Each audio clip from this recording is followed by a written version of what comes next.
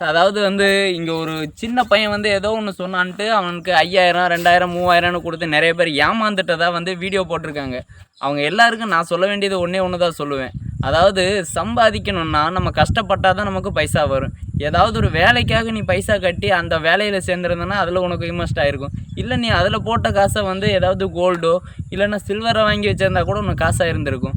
நீ அதை விட்டுட்டு அந்த சின்ன பையன் 15 வயசு பையன் உனக்கு நெத்தியில் நாமத்தை போட்டிருக்கானே, இதை விட ஃபேமிலின்னு சொல்லி பேம்பஸ்ன்னு போட்டானா நாமம் 3 நாமம், இதெல்லாம் தேவையா? ஒழுங்காக காசு இருந்துச்சுன்னா முடிஞ்சால் 4 பேருக்கு கொடுத்து உதவுங்க. இல்லையா நீங்களாவது சம்பாதிச்சு வச்சுக்கிற மாதிரி ஏதாவது ஒரு ஐடியா இருந்துச்சுன்னா அதையாவது பண்ணிக்கிடுங்க. இந்த ரெண்டுமே இல்லாமல் இப்போ அந்த பையன் மேலே தான் நீங்கள் எல்லோரும் குறை சொல்லிட்டு இருக்கீங்க. ஆனால் உண்மையிலே சொல்ல போனால் அதாவது சூப்பர் ஸ்டார் சொன்ன மாதிரி ஒரே ஒரு வார்த்தையில் வேணால் சொல்லலாம். அதாவது எப்படின்னா நம்ம ஏமாறுறவனை விட ஏமாறுறவன் தான் குற்றவாளின்னு. அப்போ அப்படி பார்த்தா ஏமாந்தா நீங்கள் தானே இதுவாளி. ஒருத்தன் 30 வயசு 35 வயசு உள்ளவன் ஒரு 15 வயசு பையன்கிட்ட போய் ஏமாந்துருக்கான்னா அப்போ ஊரெல்லாம் காரி மூஞ்சில் துப்பாது.